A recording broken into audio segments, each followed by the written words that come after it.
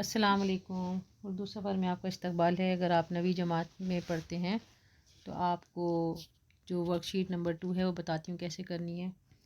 یہ آپ کی بک میں جو لیسن ہے بہادر شاہ کا ہاتھی، اس میں سے لیا گیا ہے تھوڑا سا پیراگراف۔ اس کو آپ کو پڑھنا ہے اور سوالوں کے جواب دینے ہیں۔ درج ذیل اقتباس کو پڑھیے اور سوالوں کے جواب دیجیے۔ مولا بخش اتنا اونچا ہاتھی تھا کہ اس کے قد کے برابر ہاتھی نظر سے نہیں گزرا سے لے کر رحمت علی تھا تک پڑھنا ہے۔ اور آپ کو مزہ جبھی آئے گا جب آپ یہ پورا لیسن پڑھیں۔ اگر آپ نے نہیں پڑھا ہے تو آپ ضرور پڑھیے، زیادہ مطالعہ جو ہے آپ کے لیے فائدہ مند ہے۔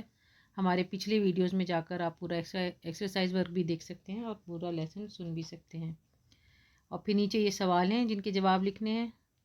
3 سوال ہیں، پھر 2 محاورے دیے ہوئے ہیں جن کے ہمیں جملے بنانے ہیں اور الفاظ معنی بتانے ہیں۔ چھوٹی سی ورک شیٹ ہے یہ۔ چلیں اب اس کو کر لیتے ہیں۔ پہلا سوال، بہادر شاہ نے لاہوری دروازہ کیوں توڑوا دیا؟ مولا بخش اتنا اونچا ہاتھی تھا کہ جب اس پر عماری کسی جاتی تھی تو وہ دہلی کے کسی دروازے سے نکل نہیں سکتا تھا۔ وہ چاروں گھٹنے ٹیک کر شہر سے باہر جاتا آتا تھا، اس لیے بہادر شاہ نے لاہوری دروازے کو توڑوا کر اونچا کروا دیا۔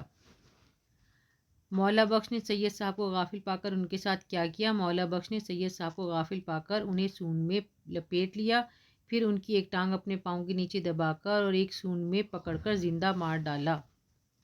مولا بخش کے ساتھ جو بچہ رہتا تھا اس کا کیا نام تھا؟ مولا بخش کے ساتھ جو بچہ رہتا تھا اس بچے کا نام رحمت علی تھا۔ اور ہر لیسن کو جب بھی مزہ آتا ہے پڑھنے میں جب آپ اسے پورا پڑھیں، پورا اس کہانی میں کیا ہوا تھا اور کون کون لوگ تھے، کیا شروع میں تھا کیا آخر میں تھا، آپ ضرور پڑھیے اس کو، لیسن کو پڑھیے اور آپ اپنی بک کے آگے کے پیچھے کے سب لیسن فارغ وقت میں پڑھنے کی کوشش کیا کریں۔ چلیں آگے ہیں جملے۔ نظر بچانا، اس میں آپ یہ جملہ بنا سکتے ہیں، بازار میں کچھ لوگ نظر بچا کر سامان چوری کر لیتے ہیں۔ آنکھ سے اوجھل ہونا یعنی آنکھ سے غائب ہونا، نظر سے دور ہونا۔ قوس قزح کو جب تک دیکھنے کا دل کرتا ہے جب تک آنکھ سے اوجھل ہو۔ الفاظ معنی، عماری ہاتھی کی پیٹھ پر ایک کرسی باندھی جاتی ہے جس پر آدمی بیٹھ جاتے ہیں، اسے مطلب عماری کہتے ہیں۔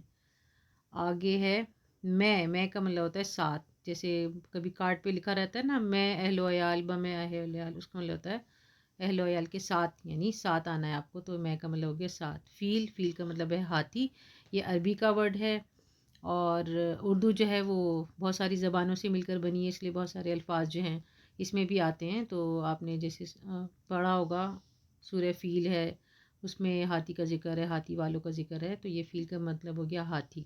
غافل کا مطلب ہے بے خبر۔ چلیں اب آپ کی ورک شیٹ یہاں پہ مکمل ہو گئی ہے۔ ہمارا کام ہے آپ کو سولوشن بتانا، آپ کا کام ہے زیادہ سے زیادہ لائک، شیئر اور سبسکرائب کرنا۔ اللہ حافظ۔